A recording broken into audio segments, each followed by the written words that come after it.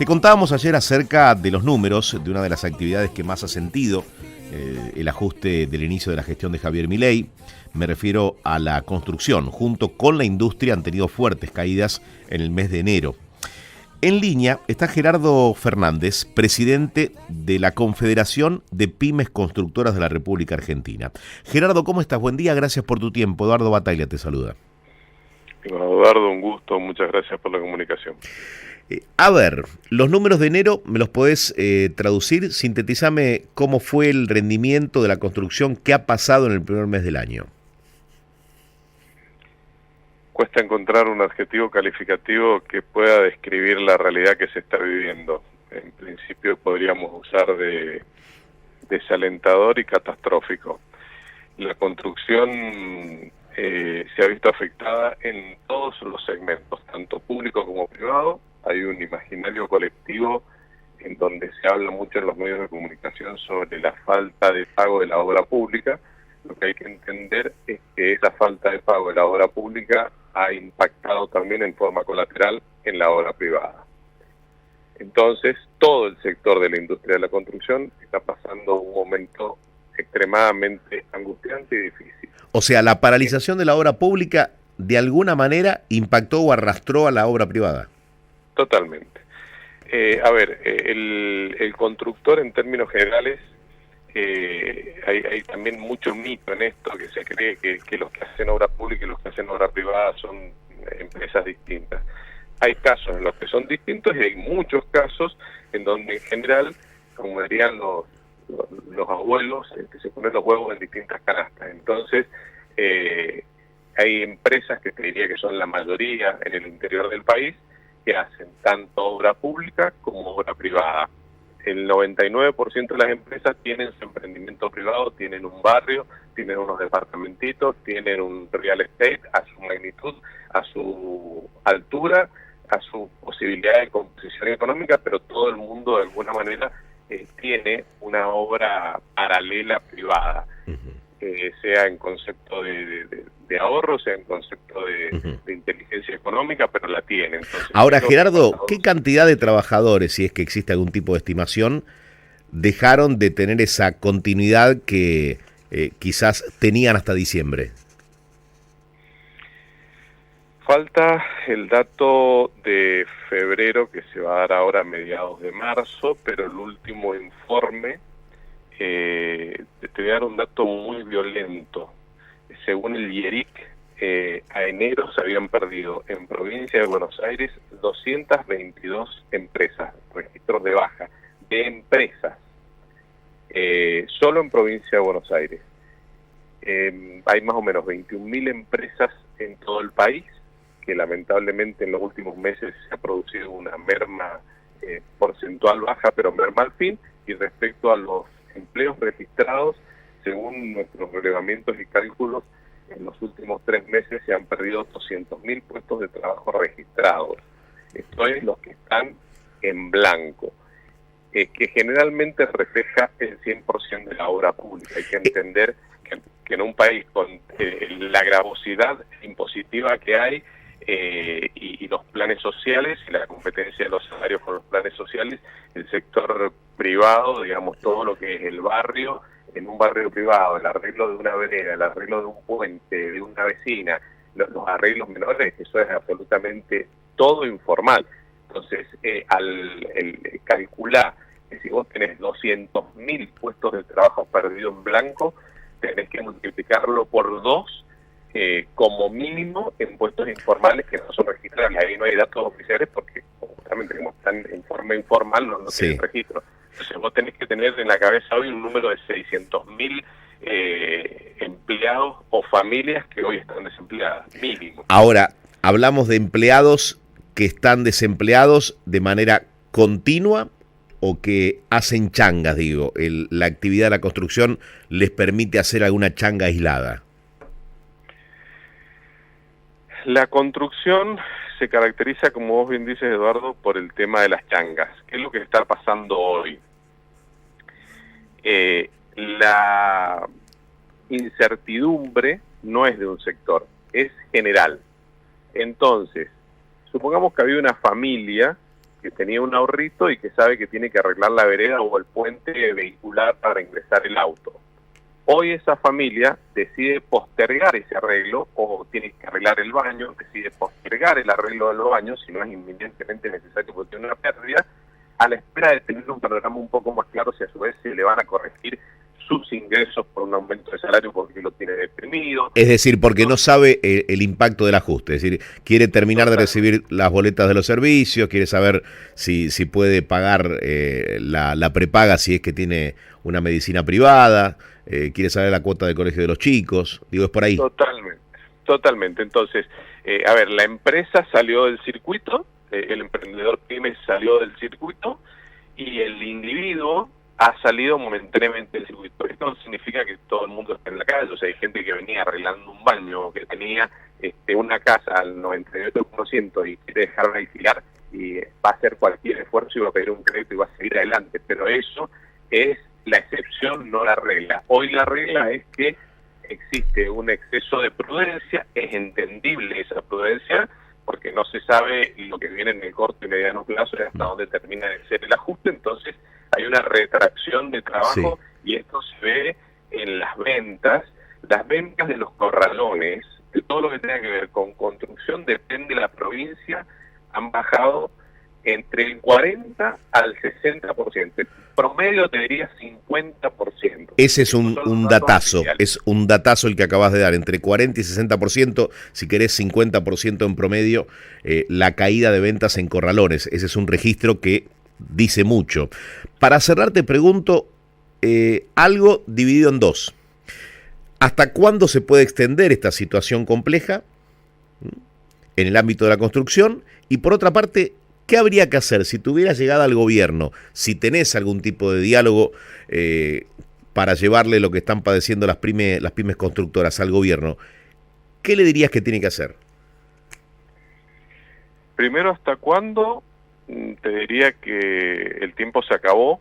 No quiero ser alarmista, extremista, pero el dato que te di recién oficial de que ya se dieron de baja 220 empresas en el que es un dato, y yo estoy teniendo en estas semanas informes de, por ejemplo, en Chaco, 2 empresas concursadas, en distintas provincias están empezando a haber concursos preventivos. Eso es muy dañino a la macroeconomía en general de una provincia, porque son empresas que dejan de funcionar, gente en la calle y deudas que no se cumplen. O sea que eso ya está pasando hoy, tiempo te diría que ya no hay. Sí. Respecto a los diálogos, si bien hemos tenido diálogos y como siempre ponderamos y agradecemos esos diálogos, hay una realidad. Hoy día, te doy un ejemplo, la Secretaría de Hábitat de la Nación y las subsecretarías de Vivienda y Desarrollo Territorial no tienen designados sus secretarios respectivos, tanto secretarios como subsecretarios. ¿Y con quién hablas, en tu caso, como presidente de las pymes constructoras?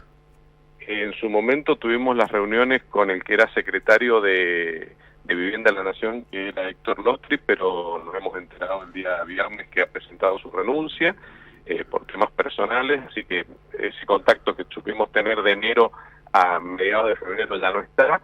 Hemos tenido contacto con el secretario PYME de la Nación, tenemos pedidos las reuniones con el ministro Caputo, que todavía no han sido otorgadas y estamos esperando que en breve se otorguen esas reuniones. Y respecto a qué decirle, yo te diría que el planteo es el siguiente. Primero y principal y ante nada, hay que pagar lo que se debe. O sea, que hay que entender que quedaron facturas de los meses de septiembre, octubre y noviembre impagas. Y hay que entender que esas facturas de septiembre, octubre y noviembre obedecen siempre a 2 meses para atrás. O sea, ¿quién tiene que pagar esa factura, Gerardo? En general, el gobierno nacional, digamos, por intermedio de los ministerios de infraestructura, vivienda, vialidad, ENOSA, son distintas reparticiones, pero el total, la gran mayoría son derivadas del gobierno nacional. O sea, haciéndose cargo la gestión Milei de lo que dejó el gobierno de Alberto Fernández. No, perdóname que te interrumpa, no es así, porque por ahí... no, porque como hablabas de octubre, noviembre y diciembre... Claro, pero acá hay contratos vigentes y el Estado es la continuidad. Yo no puedo decir, si yo tengo una empresa, un día yo fallezco y viene mi hijo, no puede decirle a los empleados, mire, yo a ustedes no les pago porque la deuda era de mi papá. Tal cual, hay continuidad. ¿Y de cuánto estamos hablando? ¿Qué dinero es esa suma? No, ese dato no te voy a hacer un dato que no conozco. Lo que sí sé decirte que para la macroeconomía es insignificante y para las empresas es el todo. Y vuelvo, un certificado de noviembre refleja lo que se trabajó en septiembre. Entonces las empresas están sin cobrar lo que ejecutaron en septiembre. ¿Qué ha pasado? Se comieron su capital de trabajo y quedaron endeudadas con sus proveedores. Entonces hoy tenés rotura de cadena de pagos, tenés cheques devueltos, tenés proveedores que están presionando significativamente, rompiendo relaciones con empresas que fueron a lo mejor clientes de 20 o 30 años y de repente hoy en la desesperación de no vender en el mostrador, más que no pueden cobrar lo adeudado por la empresa, agarra toda una especie de psicosis general en el ámbito que es realmente nociva y destructiva. Y creo que lo más grave de todo, primero, es pagar lo que se debe. Que claramente tiene que quedar claro que no es que cuando se paga eso queda todo arreglado, ordenado, y no, a ver, cobrar hoy en marzo un trabajo hecho en septiembre a valores de noviembre no hace falta aplicar mucho, o sea, no se cobra ni un 30% de lo que se hizo, no se recupera capital. Pero al menos recibís un dinero. Pero por lo menos, a ver, frenás los cheques devueltos en el banco, o sea, por lo menos frenás la catástrofe hasta que te puedas sentar y el gobierno pueda asignar a las autoridades que corresponde y pueda tomar una decisión y la decisión será respetada, dirá, esta obra se sigue, esta obra no. Bueno, si se sigue, ¿cómo se sigue? Se reprogramarán los contratos y si no se sigue, se resolverán los contratos con los pagos de las indemnizaciones correspondientes como corresponda. Si acá nadie está exigiendo la continuidad, el gobierno tiene todo el derecho de entender de que no sirve y no lo hará, pero habrá que ver, atrás de esto hay muchas cosas. A ver, vos tenés cientos de viviendas de IPV en el país repartidas que si no se continúan van a ser objeto o de vandalismo o de usurpación. Bueno, el gobierno tendrá que decidir pagar ese costo, se vandalizarán, se entregarán, las seguirán custodiando las empresas, no, la custodia tiene un costo. Hoy día la mayoría de las reparticiones han paralizado las obras, pero vos tenés reparticiones que como no han podido hablar con nadie, pretenden no paralizar e intiman a las empresas que sigan sin cobrar después de 6 meses bajo apercibimiento, ponerle multa por incumplimiento de contrato.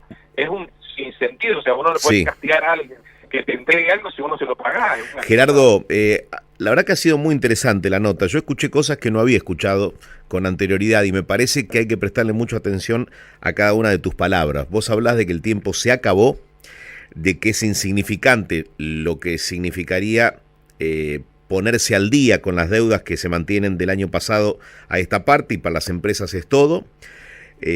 Los de los 200.000 puestos de trabajo que pueden llegar a ser 600.000, 222 empresas en la provincia de la provincia de Buenos Aires que se dieron de baja. Y por otra parte, yo creo que es un momento de ponerse creativos. Si se ha decidido paralizar la obra pública porque no hay plata, como dice el presidente, quizás es momento, no sé si esto es posible hacerlo en el rubro de la construcción, que empresas privadas completen la obra pública, buscarle algún mecanismo, alguna articulación para que los trabajadores no sigan perdiendo sus fuentes de empleo. A ver, si es una pregunta, yo te doy mi opinión. Dale. Yo creo que todo es posible, claro que sí, que se puede. El tema es el siguiente, el tema es el cuándo y el cómo. No podemos ser pendulares. Vos hoy día no tenés un sistema financiero que te apalanque. Y además hay obras que pueden ser rentables y obras que no. Las empresas privadas tienen como concepto básico generar ingresos personales, bienes, ganancia.